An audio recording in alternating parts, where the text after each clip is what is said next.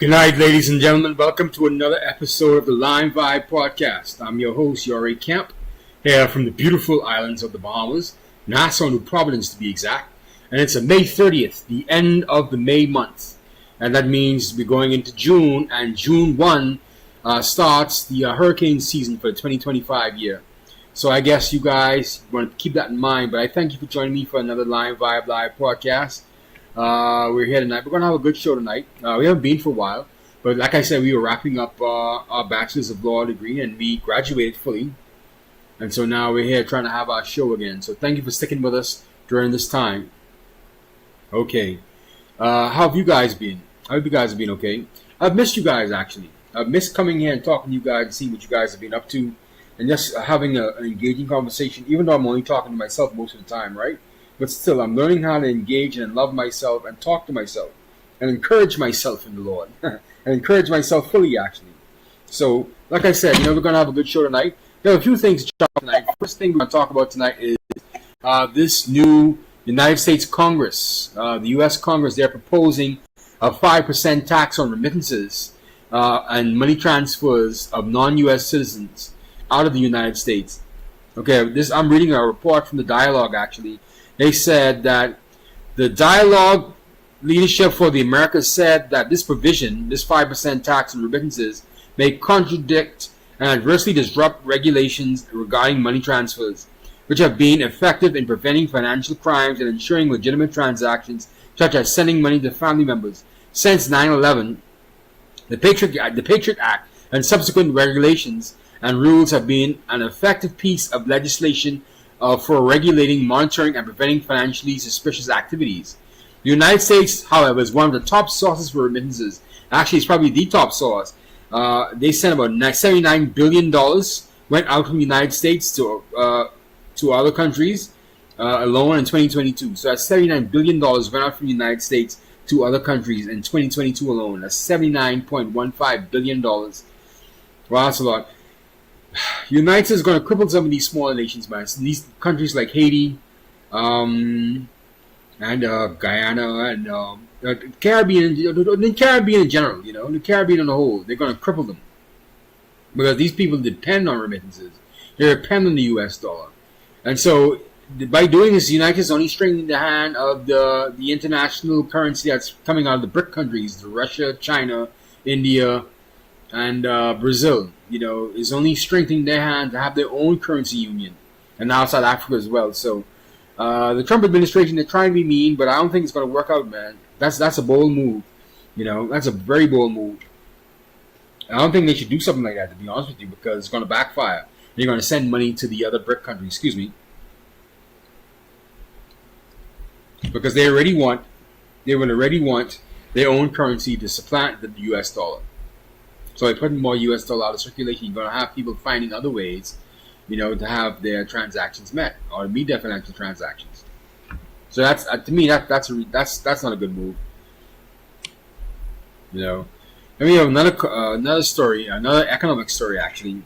The Caribbean economies in particular, they've been, so a Fitch rating report says, fiscal consolidation and institutional reforms have driven upward momentum for many sovereigns in the Caribbean, says Fitch. And so Aruba has a BBB negative positive rating, and Jamaica has a double B negative positive rating, and Barbados has a B plus stable rating. And they're being recently upgraded, while the Dominican Republic has a positive outlook on its BB negative rating. So this credit movement has been supported by the fiscal consolidation and the establishment of fiscal rules and independent commissions to oversee public finances. This is a Fitch report. Let me get the report for you one second. The Fitch rating, Caribbean. And so, let me give you the exact report. The Fitch ratings report. 1 second. I didn't put the headline of the report inside my show notes, so you have to forgive me on that. I'm getting back into the swing of things. I'm still kind of like in the days from that LB, man. I have to go to law bar school now, so that's going to be another situation altogether with itself. But we're going to keep pushing, man. We're going to keep pushing. Let's see. Fitch. There you go. Fitch. Caribbean credit profiles improve. Fitch says Fitch Ratings says Caribbean credit profiles improved despite structural challenges. Okay, that's the name of the report. They also said that credit improvement has been supported by fiscal consolidation and the establishment of fiscal rules. We said that already. And so, the economies are getting better. They're implementing these fiscal consolidation rules.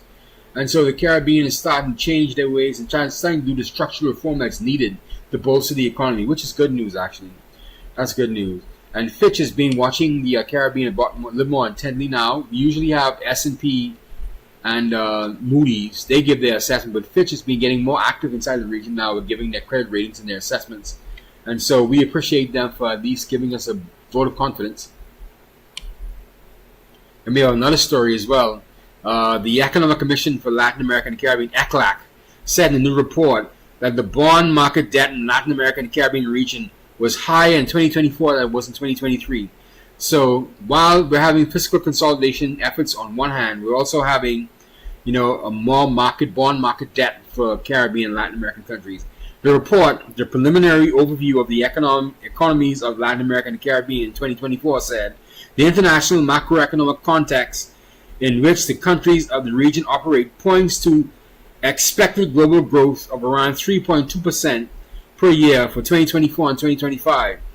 Growth in international trade in goods and services at 3.1% for 2024 and 3.4% for 2025. The world's leading central banks have been lowering interest rates, which has coincided with increasingly global liquidity and the stronger dollar. This greater liquidity has translated into increased capital flows. However, these have been towards developed economies. So here we have the United States trying to take U.S. dollars out of these smaller countries, but these smaller countries saying that this lowering of interest rates has coincided with increasing global liquidity of a stronger dollar. So while the dollar is getting stronger, the United States Congress is trying to take more dollars out of these developing countries. And that's a really sad affair because this is the time we need to actually get ourselves again, actually boost ourselves. We can't go to China. We can't depend on China. We need the US dollar. And that's important. And so while the Trump administration tries to put these things in play, and they try to, put the clamps on the Chinese government, and they're trying to, reorganize global trade, international trade, they have to remember that, the rest of us down here, we need that support. We can't continue without the US dollar. That's how it was set up. That's just how it was set up. All right? And so I just want to be very, very calm and very cautious as I speak about this because I just want to continue to encourage the Trump administration to just keep on looking down at the rest of us here, please. Because you're fighting these big wars with the United States and China.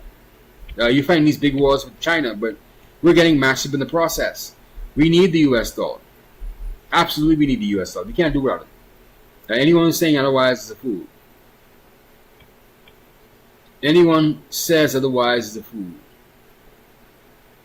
So we're going to switch right to entertainment news because that's what's been kicking it. I don't know if you guys have been following, but Papoose, the rapper Papoose, and his estranged wife Remy Ma, they've been going at it over the past week and a half now, and leading up to Papoose whining.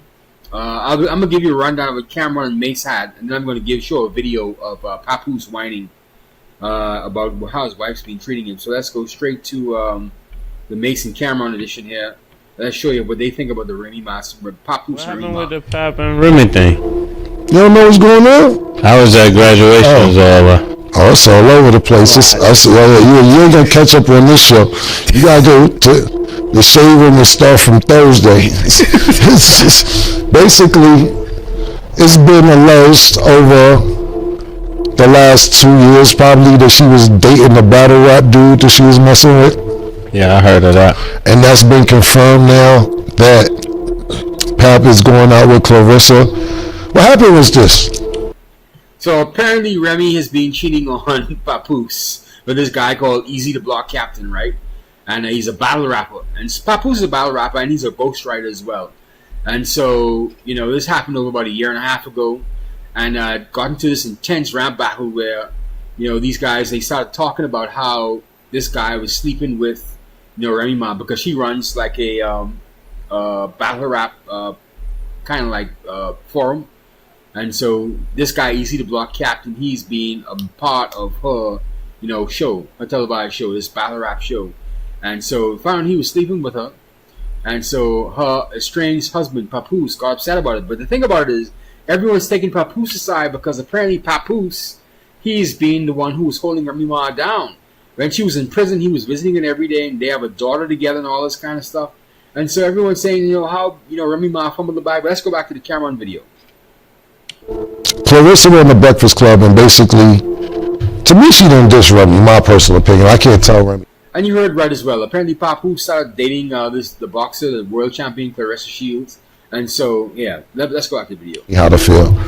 But she's like, females are a little emotional, but, Clarissa talk crazy. She doesn't talk crazy. And Remy just went off on Pap after that, saying he didn't see the kid and this, that, and the third, and pawn shot receipts. Then Pap got on. Pap really don't talk. Pap got on live, and he was talking for about an hour. Then Remy came back and Pap was talking for an hour? Yeah, he was talking for an hour. Pap don't say that. He don't talk a lot. And you know what was the illest joke for me out this? Like I said, we can't catch up all on the show. But last thing I'll say was, Pat played the voice recordings of Remy, and this was trying to be one of the most gaffers I ever heard. Shout out to Remy for even trying. I would give Remy credit for even trying it. And like I said, I have no dog in the race. They both my friends, both of them. But Remy told Pat. So Pap knocked him out. Pap saying that homeboy came with him to 5 after he's fucking his wife and he didn't know he was fucking her. So Pap's attitude is, you don't shake no yeah. that had sex with your wife. So he's like, basically, whenever I see him, I'm knocking him out. So Pap knocked him out. And then Remy called him, I guess it was a Remy event, Remy called and said, yo, now you wild out. Now I got to be with the so he don't press charges and do all the wild shit. Now I can't even curve the I was just about to curve him. Now I got to make sure he good cause you wildin'. And I was like, Remy a nigga, yeah.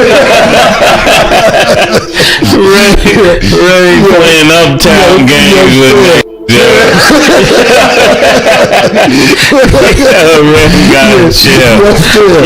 But you hear her, and he played the voice notes, so it was crazy how passionate she was about it. She was basically like, "Nah, come on, man, you gonna do that? When I was just about to stop with the, now I gotta make sure we good, so I gotta stay next to the." I'm like, "You going for that?" So I'm like, all right, if you wanna go for that, good. Yeah. I don't know if it was true or not, Rum. I'm sorry, I don't want no smoke. I don't want no smoke with Rum, man. Nigga Pap got a type though. He like them joints that can protect themselves. Yeah. Definitely do. That's sad. But see, I like the last, Remy got a show, pardon me, not a show, a song with Fat Joe called Summertime. I heard it a few months ago. And I was like, Rum must be off parole, man. She talking spicy. Her first 2 bars said, I shot my friend over a band, and imagine what I do to a bitch I can't stand. I said, yeah, I don't want no problem with Rum did shoot her friend over a band, and then rapped about it, and said, if I do that to the people I love, and what I do to you. Some tough bars right there. This goes back to how we get here over love, right? Yeah. So Cameron Maystead clown on Remy Ma, right? And the thing about it is, man, it's so unsightly. It didn't need to be like this way. It didn't need to be this way. They could have gone about their business and handled this in a private way, but they're making this so public that everybody should have something to say about it, And then, everyone's calling Remy Ma a fool and this and that, blah, blah, blah, because she fumbled the bag with the man who held her down while she was in prison. And that is true. And she is kind of a fool. And I think she's hurting it. That's why all this is playing out like this. But let me let you listen to what Papoose went on with Cameron said that Papoose finally opened his mouth and started talking about the relationship. So let's listen to what Papoose had to say. He had like a whole hour-long video, but I'm just going to show you this short, about 10, 15 minutes or so. First and foremost, everybody who know me, let's keep it 100. Everybody who know me, you know I don't do this. I don't do none of this corniness. Can y'all hear me? All right, cool. Everybody who know me, y'all know my style. She came on here claiming that, oh, everybody, I don't do this. Yes, you do. This is exactly the only thing you do. You know what I mean? Normally, I wouldn't even entertain this, but the fact that you mentioned my children, I'm not letting that ride. Since this whole situation happened, everybody know I never said nothing. The only time I said something was the last time when she tried to clout chase with the whole fake thing she kind of put on Instagram before. But ever since this transpired, I never opened my mouth, never said nothing, because that's not my style. And also, I would never want to disrespect her. You know what I mean? Actions speak way louder than words. Initially, when it transpired, which was 2022, when she started dealing with the lane. But that wasn't the first time I caught her cheating. I've caught her cheating numerous times since she's been home. With the lane, the reason, but hold on, let's get to the point. We're gonna get to the lane later. You had the audacity to mention my child, and you had the audacity to mention me not seeing my daughter, when ever since I left, she has not allowed me to see my daughter. She's been straight miserable. I'm gonna say it again. All men out there who ever been through this type of situation, you know how it gets when you're dealing with a miserable individual. She did not allow me to see my daughter since this first transpired at the end of last year. Blatantly, I went to pick my daughter up from school. When I went to pick my daughter up from school, Diamond was picking my daughter up, because that's who has my daughter all the time. And that was one of the biggest issues I had with her, because all my daughter know is mommy and daddy. She was raised with both parents. That's all she know from day one, since the womb. Our entire lives has been documented. What goes on with these celebrities is they like when y'all come on their page and y'all like their posts. They like when y'all spend y'all money on their concerts, on their music. They like when y'all make them rich. So y'all become fans and y'all follow the journey of these celebrities for years and years and years, right? As y'all follow the journey of these celebrities, you basically become a part of their life, because you've been following them for 10 years, 15 years sometimes. You've been a fan of a celebrity or artist. But soon as something happens, the first thing they say to the fans is, you don't know me, right? Soon as something get out there bad that they don't want you to know about, the first thing they say is, oh, you don't know my life? Yes, they do. They know you y'all know us very well. And the reason why I'm saying that is because don't allow none of these celebrities to fool you. When you hear a rumor that comes out, it's true. We are human, just like y'all, the audience, the supporters, the fans. So now you have a person here who life has been documented for decades through the fans watching us, seeing when she got incarcerated. Watch me visit her every day for a year straight. Watch me bring her 35 pounds of food a month. Watch me hold her down. Watch me in the courtroom getting into altercations with court officers over her. Witness when she came home. Witness me go build the anticipation for her to come out of prison.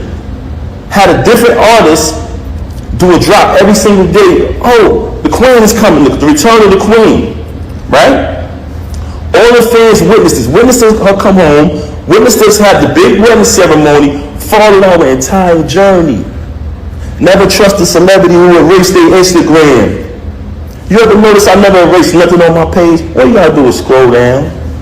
The same page that she utilized today to lie for an hour straight and tell all these fabricated stories, the same page I created. You know what I'm saying? But that's neither here nor there. We'll get back to that later. I went to pick my daughter up from school.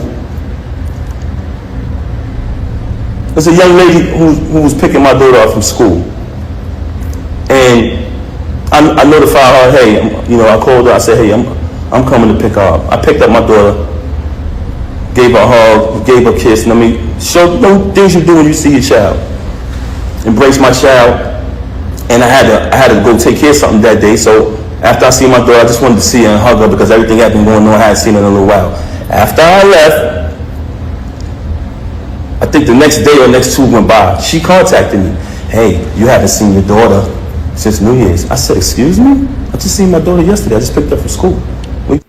Yeah, you could hear in his voice, he's kind of hurt, right? You could hear that he's going through all this. He's still in love with Remy Ma, and he's just heard that he's being dragged like this. Oh my goodness, I could hear the man's voice. And, he, like Cameron said in the other video, he doesn't talk much. He doesn't say much. Papoose doesn't say anything. He's a quiet person. And so this has him, in an uproar, man. They're doing this to him. She's doing this to him in an amazing way, man. That's what women do to you, That's what women do to you. They drive you nuts. They drive you crazy and have a man talking for... actually, that's only a 5-minute clip of a 25-minute section I caught out. Apparently, he has a whole hour and 30-minute plus screed of him that's going on and on about him and his relationship with Remy Ma. And which is kind of sad, He's looking kind of weak, too, But I guess if you have to let the poison out, let the poison out. If you have to, say what you have to say and let the poison out. I know how it is sometimes when you're in love and you have to let these things go, but that's the way it is, man. That's the way it is sometimes. And I don't envy him at all, man. I don't envy him at all.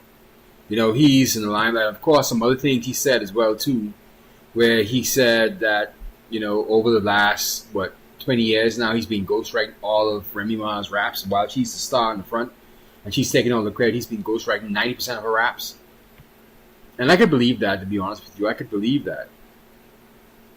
I can believe that wholeheartedly, because most of these guys they have ghostwriters. Most of these rappers have ghostwriters. You remember the famous Drake situation with the guy who's ghostwriting for him. I forgot his name now. I wish his name would come to my mind right now. I can't remember his name for the life of me. But yeah, Quentin Richards, not Quentin Richards. Quentin. Let's go. Let's find the name. Quentin Drake. Let's see his name. Quentin Miller. Quentin Miller is his name. And he's been ghostwriting for Drake for years, actually. And everyone thinking those bars Drake knows Quentin Miller. And, even your favorite artist has a ghostwriter, man. Like I said with Drake.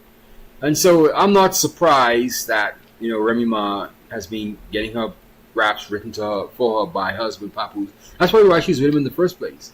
And now she's off to this easy block captain because she probably can get better bars from a new modern day bars because he's a younger fella too, he's a younger rapper. So that's probably what it is. These people are so fake, man. And, she messed up a good thing, I think. It didn't have to be like that. It's just so sad that it's so shallow now and so out in the open. But let's go on to another entertainment story. Puff Daddy. We have an interesting report from the Law and Crime Network with Jesse Weber on YouTube, and describing the last few minutes of the Puff Daddy, the last few days of the Puff Daddy trial. Let's listen to it now. Law and Crime. From kidnapping an assistant to firebombing a rival's car to allegations of severe beatings and disgusting sex acts, so far in Sean Diddy Combs' criminal trial, there have been bombshell pieces of testimony, including those moments that may end up sending him to prison for the rest of his life. Welcome to Sidebar, presented by Law and Crime. I'm Jesse Weber. It has been quite a 3 weeks of testimony in the Sean Diddy Combs federal sex crimes trial, to say the least. We have charges that he is facing. Before we go any further, I just have to say Jesse Weber's hair is absolutely amazing, man. Look at that. Look how fluffy that's flying up, man. Look at that again. Look at it fly. Of racketeering conspiracy, sex trafficking, prostitution, main allegation being, of course, that Combs operated this criminal enterprise that was engaged in a pattern of criminal activity like kidnapping, arson, forced labor, drug trafficking, sex trafficking. And when we talk about sex trafficking, because he's facing those individual charges as well, the idea is that he used force, fraud, coercion, threats to induce women into these sexual performances, many times with commercial sex workers. And these were prolonged and elaborate sexual performances known as freak-offs. And as we reflect on 11 days of testimony so far in this trial, what we want to do right now is break down the most pivotal, bombshell pieces of testimony that I am confident to say the jury will consider when they finally go back into their deliberations. I don't know for sure, but I have to imagine this is what they're going to consider. And remember, this is the prosecution's case right now as we do this recording, so it does lean a bit pro-prosecution. But to do this, I'm not going to do it alone. I want to bring on a special guest right now. I'm joined by Candace Kelly. If you don't know who Candace Kelly is, you should. She is a lawyer. She is a producer. She is an Emmy-nominated reporter and host. She's certified as a domestic violence response team specialist, very important in a case like this. And also, by the way, she even went to school with Sean Combs at Howard University. So Candace, thank you so much for coming here on Sidebar. It's such a pleasure to have you. I want to ask you, the first thing I wanted to ask you when I knew you were coming on is, since we haven't really spoken since all of these allegations came out, I mean, even from the very beginning, are you shocked at what he's accused of, and also essentially what he admits he engaged in, coming from the guy that you went to school with? Well, it's funny because when I went to school with him, he was the guy who was on campus, which, by the way, we had 1 year that overlapped. He was the guy that was on campus handing out flyers. He was still doing the parties. It wasn't the flyers that we know about today. They were hand-designed flyers. I remember him being on the yard in the center of campus.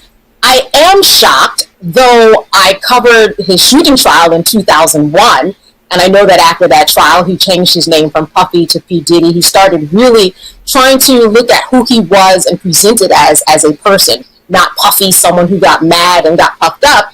He has softened his presentation of who he is over the years. So as the years have gone on, I haven't been shocked, especially looking at some of the things that he has also been taken to court for, whether it's, assaulting a photographer or somebody at his child's game at college. So there are different things along the way that have kind of built up to where we are. Everybody, this is a law and crime legal alert. Did you know that children are being diagnosed with serious conditions like type 2 diabetes and non-alcoholic fatty liver disease, and the research is potentially linking ultra-processed foods to all this? Yeah, well, Morgan & Morgan is stepping in to fight to hold these food companies accountable. With decades of experience fighting large corporations, they are ready to stand up for the families who deserve justice. So if your child under 21 has been diagnosed with type 2 diabetes or fatty liver disease, then visit www.forthepeople.com/food or scan the QR code on screen to learn more. And a little bit of a psychology question before we get into the law. I get asked this all the time. If these allegations are all true,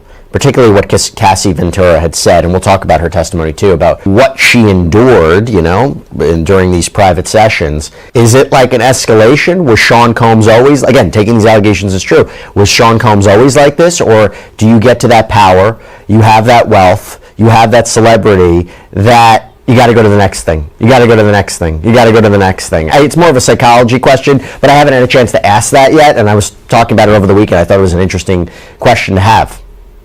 Well, no, absolutely. Listen, I think that when you are someone who has a lot of money and can do everything, right?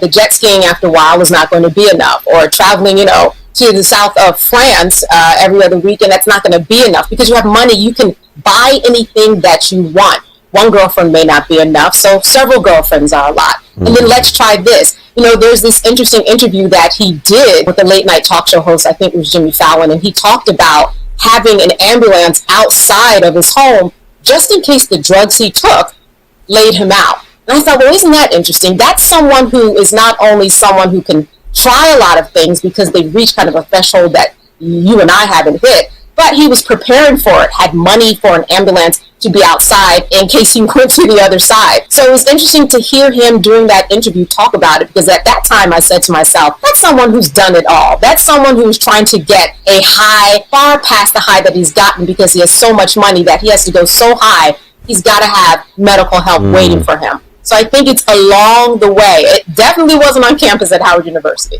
Yeah, the people look back for the past 2 years. There you have it, man.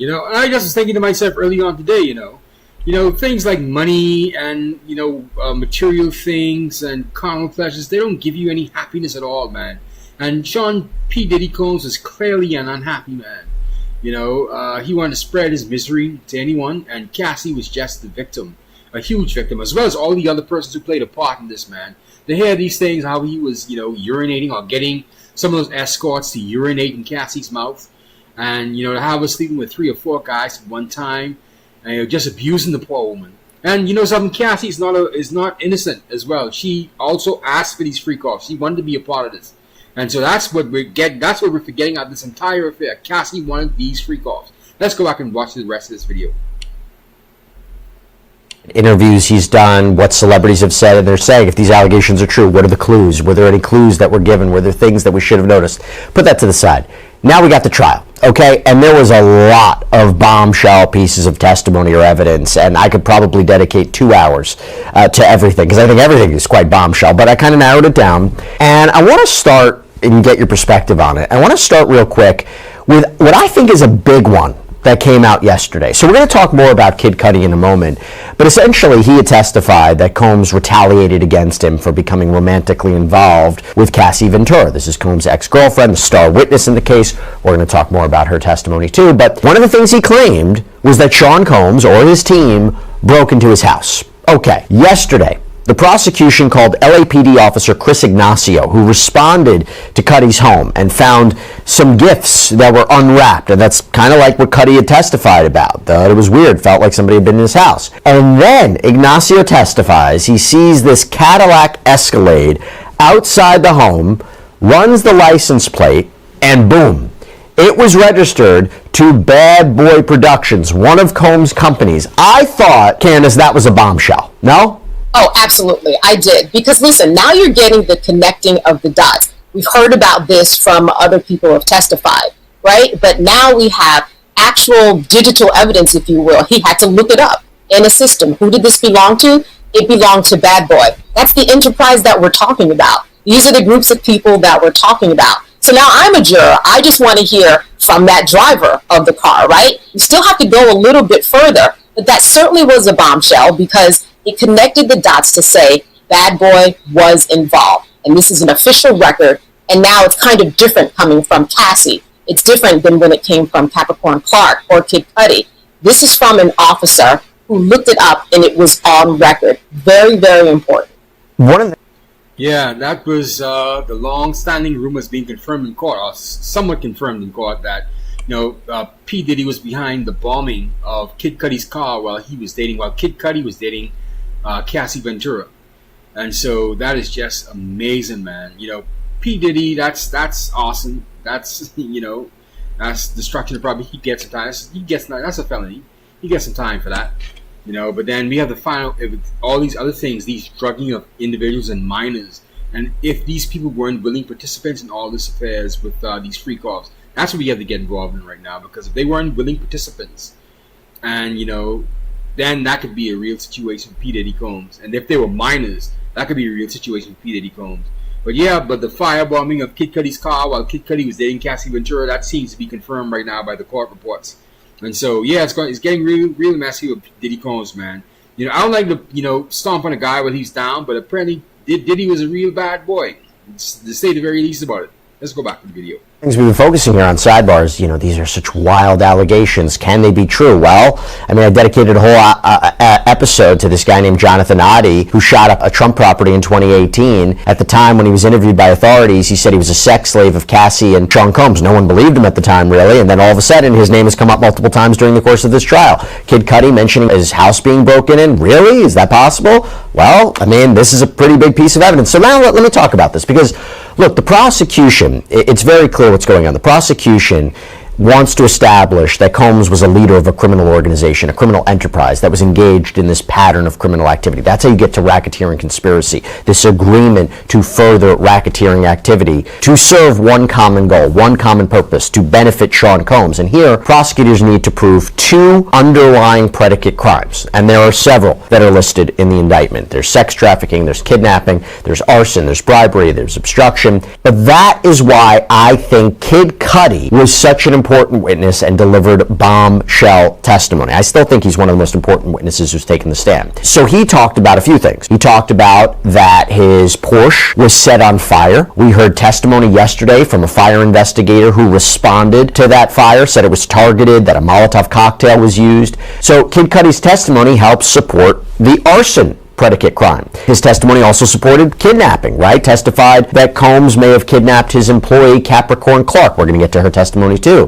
Him testifying about a break-in supports the idea of a pattern of criminal activity allegedly conducted by Combs at his request. And by the way, he testified that Combs years later apologized to him for everything, but didn't really get into specifics about what he was apologizing for.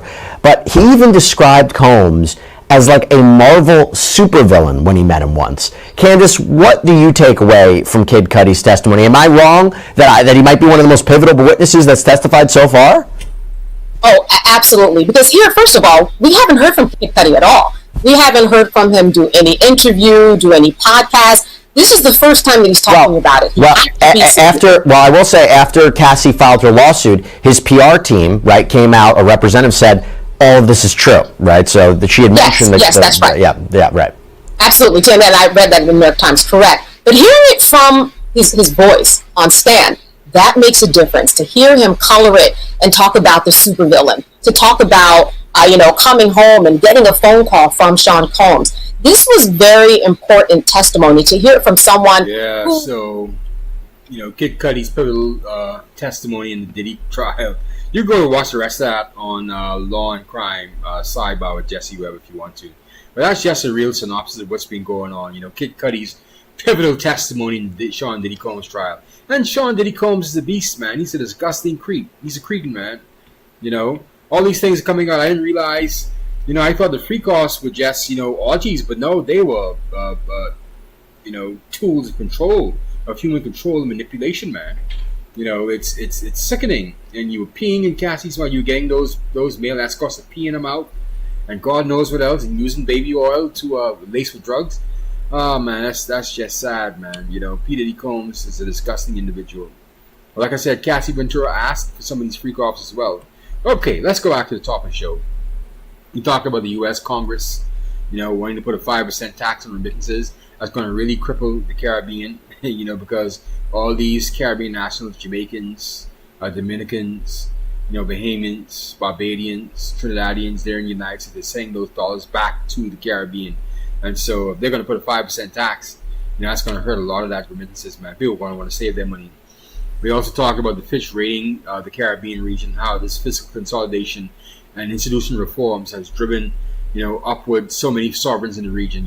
This fiscal consolidation is really working in the Caribbean, particularly for Barbados, Aruba, Jamaica, and the Dominican Republic. And so Fitch Ratings report, they've gotten a lot more active inside the region. They're giving a lot more reports and regional updates and advisories, so that's good. Then we also talked about, the ECLAC report, the Economic Commission for Latin America and the Caribbean. But they said that in their new report, the preliminary overview of the economies of Latin America and the Caribbean, they said that the bond market debt in the region was higher in 2024 than it was in 2023. So, we're issuing more bonds, and we're getting a lot more people to subscribe to our international bonds, so that's good.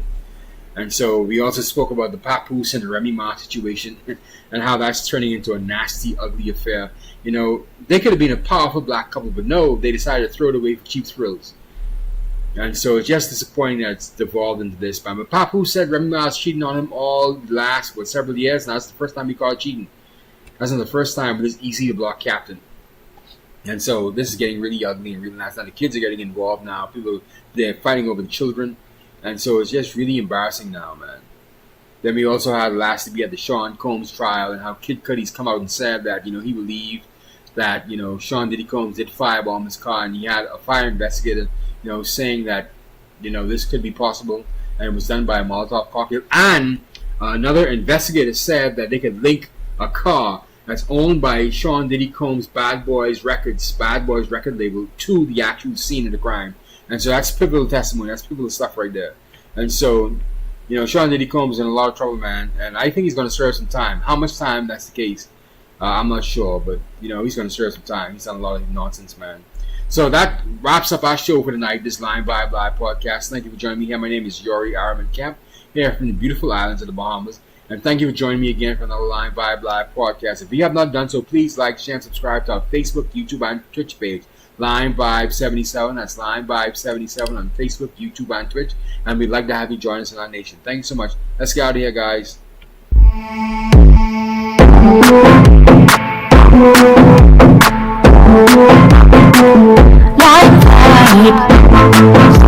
Live vibe,